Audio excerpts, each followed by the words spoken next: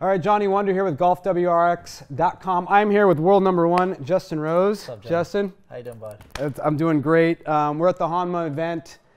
It's been a buzz around the golf world. You know, Justin signing with Honma, coming from TaylorMade. It wasn't a secret?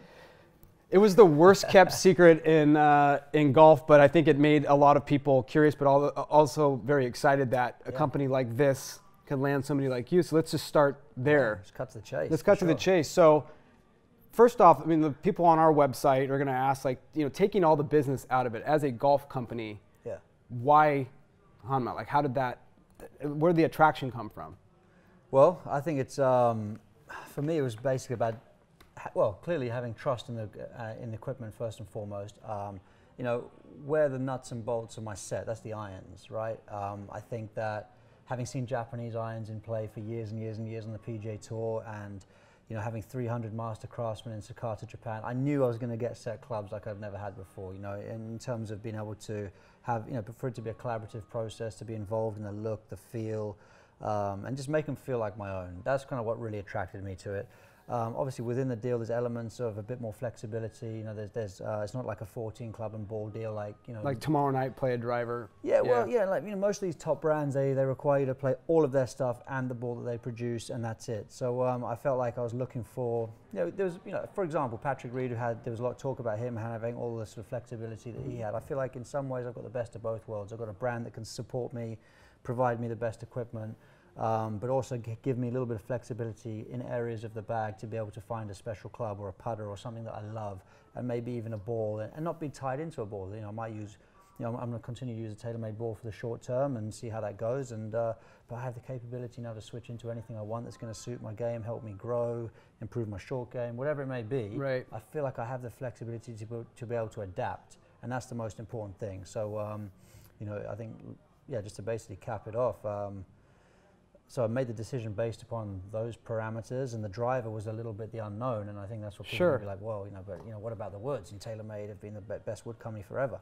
Sure, that was the gamble, right. But I have been blown away at every stage. Every stage that I've tested, whether it be wedges, whether it be irons, whether it be, hey guys, can you actually make me a bit of a combo set? Can you make me some cavity back clubs? When they've come to me, I've been like, wow, they just flow perfectly with the set. So every stage I've challenged Honma. They've come back and blown me away. Right. And the final stage has been the driver, and the speed is unbelievable. It's honestly, it's unparalleled.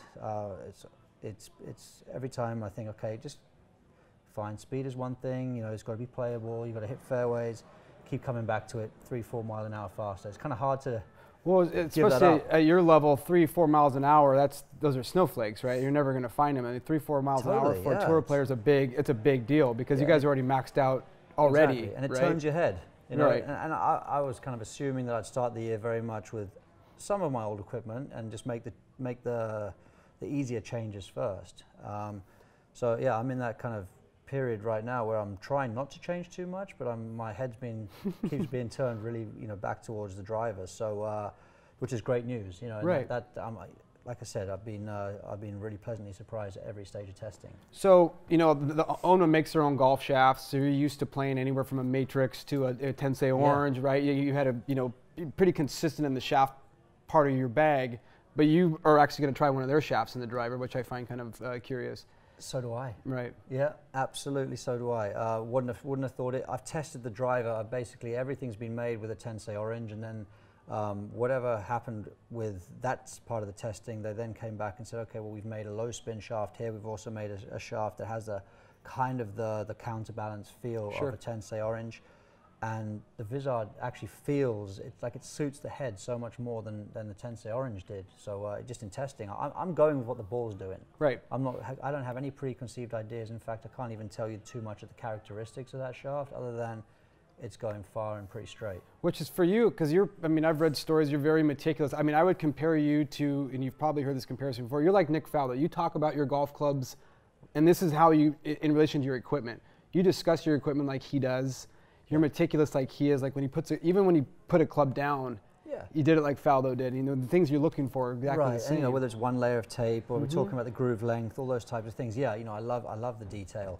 But you know, I think in this whole process, I think what people got to realize is if I stayed with TaylorMade, I would have also have had to make changes at the end of this season. Right. There's always a new driver, there's always a new set of irons. And in fact, the process I've been going through is pretty much no different to what I have to do every single year, sure. You know, being with a company that are always innovating. So from that point of view, it's not really been that much of a different process in the off season. It's just been a different name, and you know, but obviously the performance side has been incredibly exciting. And more personalized towards you. So like now any nook and cranny of a golf club, you specifically, Justin Rose, can go fix that toe, fix this, fix that, and all of a sudden you have something that is yours. Exactly, the collaborative process that has been so much fun to be a part of, and at the end of it, you kind of feel like they're your set of irons. They look, they feel, you know, they're a part of you. And I think that's ultimately with a set of blades, performance-wise, you're not going to see massive spikes in anything. Sure.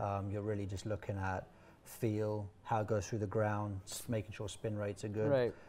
And the rest is like just that kind of, I want to hit this club. Right. You know, the comfort of how it looks at address.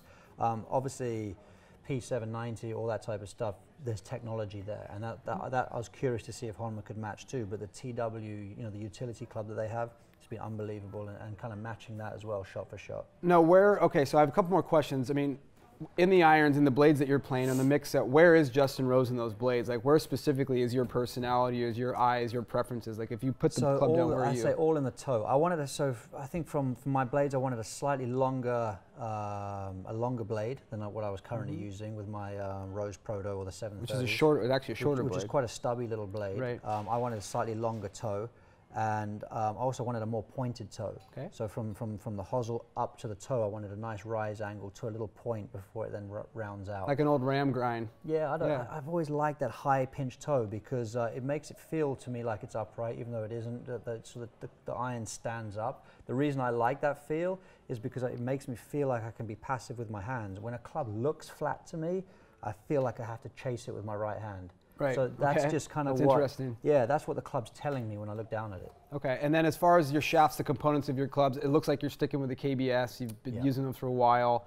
I think you mixed it up a little bit in the wedge shaft area. Yeah, that happened. Yeah, that was, I think, earlier this year. I was struggling a little bit from 150 in and or around that 150. That transition from wedge into the irons. I felt like my 9-iron and 8-iron were a little boardy, so I went into that wedge shaft through 9 and 8. Okay. And that was a good change for me. And then as far as the putter is concerned, it looks like you have an Axis in the bag that you're messing around with right now. But is that where it's going to land, or like you switch putters quite a bit, or enough anyway? For sure, I've switched a lot over the years, for sure. But I kind of settled on a putter for the most part for the last 18 months. But you know, the technology behind the Axis I love. You know, I really buy into their patterns and what they've got going. It's just been about how do you make it look a little prettier. You know, it's funny. It is. Okay. It's, make it a little bit more mainstream. And I've been working really hard with the guys there in the last few months, knowing that it's going to be an option for me come January 1. And I think we're really close. So I got a putter this last Sunday before the Desert Classic. I'd say it's a 50-50 whether I play it. There's no reason why I shouldn't play it. Just about sort of making the decision to make a change. It's a good tournament to start it with because it's a birdie fest out there. Exactly, so you birdie might as well fest. go Greens crazy. are good as well. So it's the perfect kind of tournament, which is a big reason why I'm playing the Desert Classic too. I figure, what a great place to start. Golf courses are all not in front of you, but you still got to play golf. But generally the conditions are great. Right. I was going to start out in Hawaii, and it just came around way too quickly. I wasn't quite ready, just sort of from a break point of view. But also, I think playing 40-mile-an-hour winds with your first tournament with a new set of clubs probably wasn't a smart idea in hindsight, and I'm glad I wasn't there. Well, yeah, and like in the desert, all the trouble's on the ground. There's nothing in the air really. You're not going to hit any trees, so it's not that you would, but it's like it's just optically a little bit better and a little bit more comfortable transition. So well, good luck this year with the new sticks. Appreciate it, It's buddy. nice to meet you. Yeah, you too. World number 1, Justin Rose, Johnny Wunder, Golf WRX. We're out of here. All right.